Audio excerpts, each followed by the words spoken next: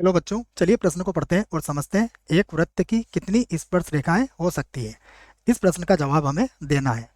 प्रश्न का जवाब देने से पहले हम लोग मुख्य अवधारणा लिख लेते हैं, जिसकी सहायता से हम इस प्रश्न को हल करेंगे। तो अवधारणा मुख्य अवधारणा में सबसे पहले हमें पता हो कि स्पर्श रेखाएं क्या होती है।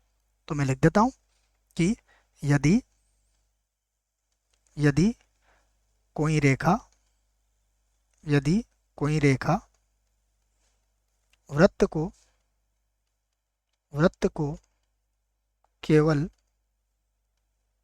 केवल एक बिंदु पर केवल एक बिंदु पर बिंदु पर प्रतिच्छेद केवल एक बिंदु पर प्रतिच्छेद करती है, तो वह तो वह वृत्त की स्पर्श रेखा स्पर्श रेखा कहलाती है। वृत्त की स्पर्श रेखा कहलाती है। तो ये बात हमें पता होना चाहिए कि स्पर्श रेखा वृत्त की क्या होती है। ठीक है। अब हम प्रश्न को हल करते हैं। देखिए, तो यहाँ से हम इस प्रश्न को हल करेंगे। सबसे पहले हम एक वृत्त बनाएंगे। तो मान लीजिए हमारे पास ये कोई वृत्त है। ठीक है, ये हमने कोई वृत्त ले लिया। ठीक है बच्चों, अब इस वृत्त पर देखिए, हमें पता है इस वृत्त पर कई बिंदु हो सकते हैं। मान लीजिए यहाँ पर एक बिंदु लेता हूँ मैं P1। तो P1 पर देखिए एक स्पर्श रेखा इस प्रकार खींची जा सकती है। ये वृत्त की एक स्पर्श रेखा हो गई। मान लीजिए मैं इस पर कोई दूसरा बिंदु ले लेता हूँ। मान लीजिए मैंने यहाँ पर कहीं पर एक बिंदु ले लिया। तो देखिए, ये वृत्त की दूसरी स्पर्श रेखा हो सकती है।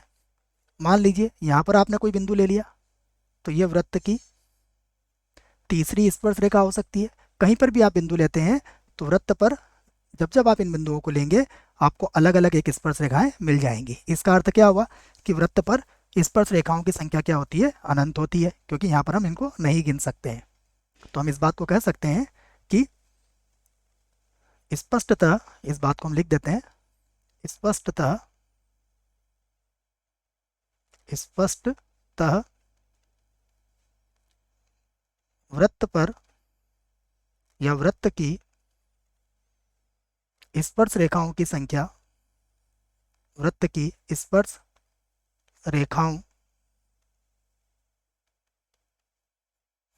वृत्त की स्पर्श रेखाओं की संख्या